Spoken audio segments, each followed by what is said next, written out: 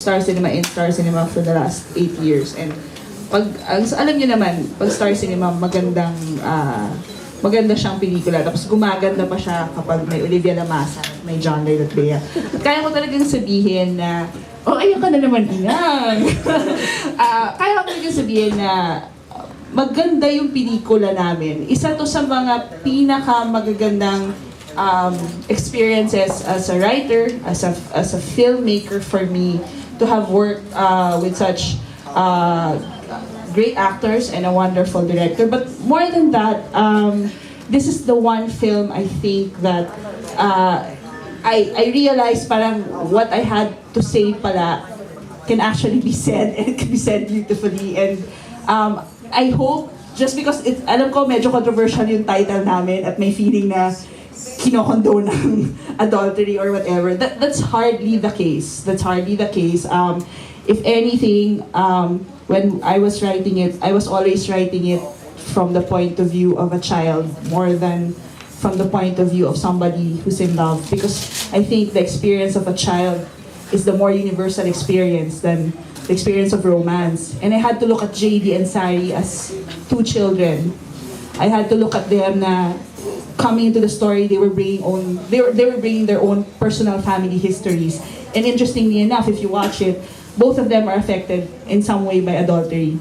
And JD, to have fallen in love with a mistress, was really basically violating his own code and turning from himself.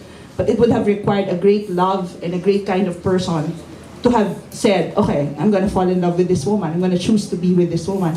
In the same way na si Sari, affected also by adultery in her own family, to have become a mistress was siguro parang a great turning away from the self also.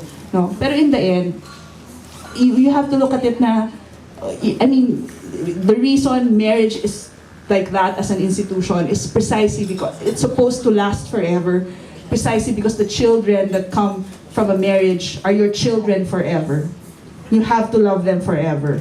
And I was looking at the two children in this movie as that, suffering from the wounds of adultery and having to resolve their own wounds in the present. So I can guarantee people naman who are worried that this is going to be glamorizing adultery, that it's not. It's more than anything, it's a beautiful love story between two wounded children and how they become responsible adults in the end. So I hope you watch it for that. Yung hope na that love heals and that you become better people at the end of certain experiences. Yun po. So sana po panoorin niyo po. Maraming salamat.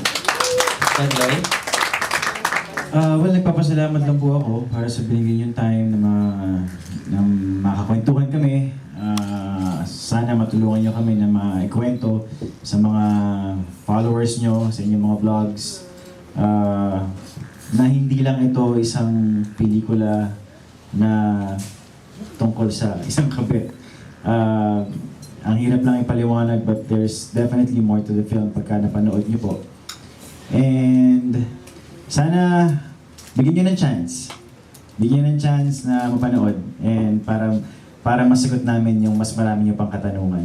So again, maraming salamat. Bea? Opo. Nakakatawa yung palakpakan na pigil.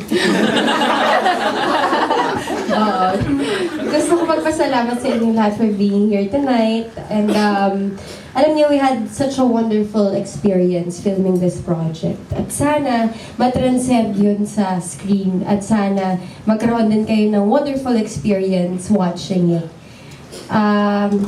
I'm sure hindi lahat kayo mag-agree sa bawat character, pero sana maintindihan ninyo at yun nga, sabi ni Jolly, bigyan nyo ng chance yung bawat character na mapukaw yung mga puso nila.